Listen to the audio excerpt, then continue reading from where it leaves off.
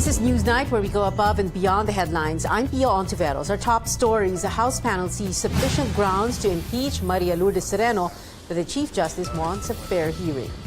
In a rare occasion, former Senator Bongbong Marcos speaks up about the family's wealth. He says they're willing to talk and settle the issue. And celebrity James Reid is all set to shine on the international stage as he joins this year's MTV Europe Music Awards. An impeachment case against the Chief Justice now moving forward in Congress. The House Justice Committee finds sufficient grounds to hear the complaint filed by a lawyer. This comes just a day after President Duterte said he would push for another impeachment case against Supreme Court Chief Justice MARILOU de SERENO. Our Joyce Hilas tells us how the committee came up with this ruling. Lawmakers will now determine if there is probable cause to impeach Chief Justice MARILOU de SERENO after the House Committee on Justice rules the complaint of lawyer Larry Gadon has sufficient grounds. The vote was 25 for and 2 against. Gadon lists 27 issues against SERENO that fall under the 4 grounds for impeachment: culpable violation of the Constitution, betrayal of public trust, graft and corruption, and other high crimes. Only Dinagat Islands Representative Kakabag-Ao and Quezon City Representative Kit Belmonte voted against Gadon's case. They believe his allegations are baseless and are not impeachable offenses. Bag-Ao cites Gadon's reply to SERENO's answer. Gadon admitted not all of his allegations are impeachable. Bag-Ao says Gadon admitted the purchase of the 5 million peso Land Cruiser for SERENO's use was allowed under the Supreme Court and Budget Department rules. Pag ako lang po ang tatanungin ninyo, lumabas lang po tayo sa parking lot ng Congress, ay napakarami pong Land Cruiser. Therefore, sinasabi ko po na hindi impeachable ang allegation ni Attorney Gadon. House Majority Leader Rudy Farinas explains the hearing will only identify if the complaint has basis. He adds the committee will determine whether or not the allegations are true in the next hearings. If the complaint alleges sufficient grounds, allegation lang, meron bang allegation? Meron. At this stage, we only read the complaint, the answer, the reply, the rejoinder. Meron bang facts that allege sufficient grounds for impeachment? Meron na. Tsaka tayo maghihiring. Meanwhile, SERENO's lawyers expressed disappointment over how the hearing was conducted. Ngayon sana, yung sagutin nila is yung meron bang ebidensya? At saan pananaw, yung complaint talaga is bogus, wala pong ebidensya at wala pong sustansya yon. The Justice Committee will next hold hearings to scrutinize the allegations, receive evidence, and hear witnesses. Joyce Hilas, CNN Philippines.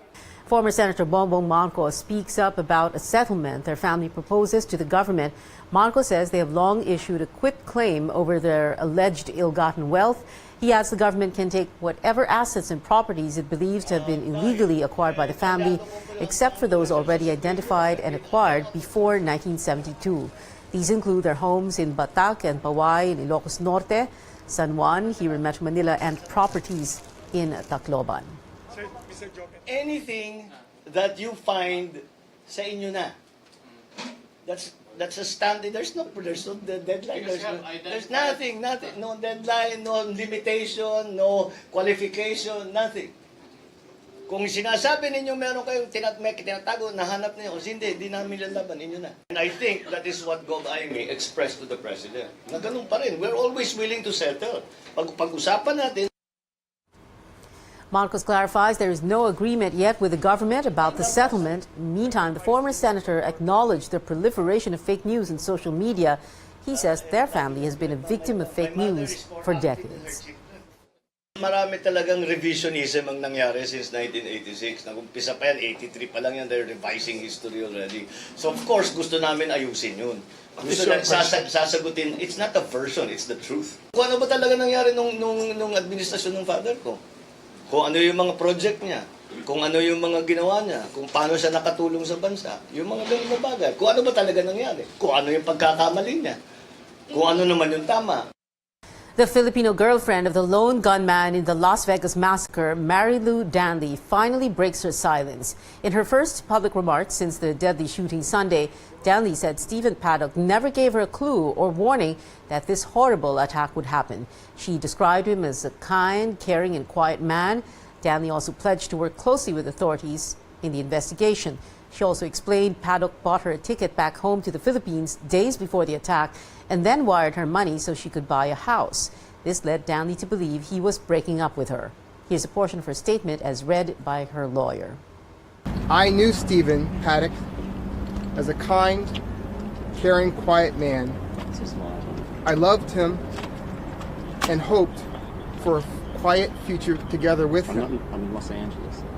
He never said anything to me or took any action that I was aware of that I understood in any way to be a warning that something horrible like this was going to happen. Stephen told me he found a cheap ticket for me to the Philippines and that he wanted me to take a trip home to see my family. Like all Filipinos abroad, I was excited to go home and see family and friends. While there, he wired me money, which he said was for me to buy a house for me and my family. I will cooperate fully with their investigation. Anything I can do to help ease suffering and help in any way, I will do. Before Danley made a statement, CNN affiliate 7 News in Australia had an exclusive interview with 2 of her sisters. They believe Paddock sent Danley away so she could not interfere with his plan. The family of MARILOU Danley, girlfriend of the Las Vegas shooter, appears to be refraining from giving further statements to the media.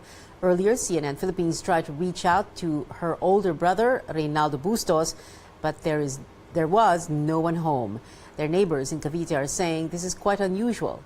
He's known to be a manghihilot within the community, and there were no unusual signs of the past few days or weeks to indicate MARILOU had visited him. Last time he spoke to the media, Bustos said he spoke to his sister MARILOU and she assured him her conscience was clear and that there was nothing to worry about. An officer of the subdivision's Homeowners Association said the children of Bustos have told him their father prefers not to speak to the media at this time. Hindi po nagbigay ng detalye tungkol kung nasaan si Mang Reynaldo. Basta ang sabi lang ng anak niyang tatlo na sa kasalukuyan po, wala po sila. Hindi po nagbigay sa akin ng detalye. Basta ang sabi lang niya, Kuya, kung sakasakali po, magtatanong, makikiusahan po sana kami, wag niyong ituro yung mga media dito.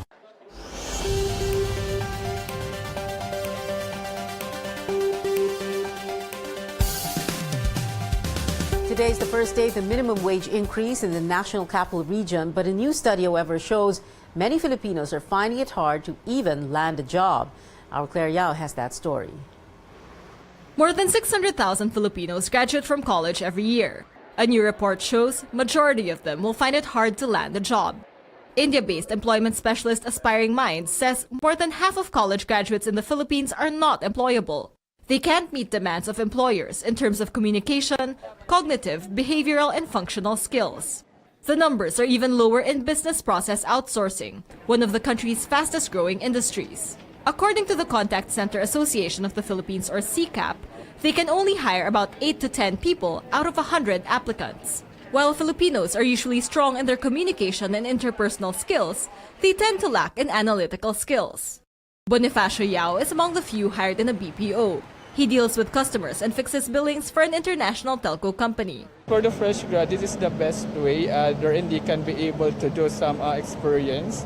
For work experience, this is the best job for them.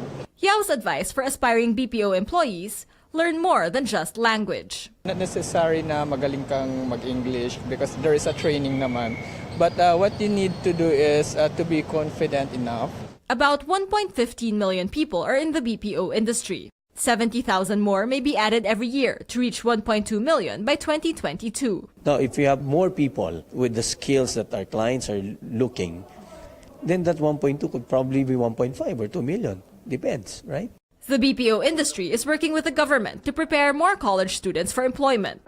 The Commission on Higher Education is offering 2 new curriculum tracks: Service Management and Business Analytics. TESDA is also giving free training for so-called near hires, so they can be accepted by BPOs later on. Claire Yao, CNN Philippines.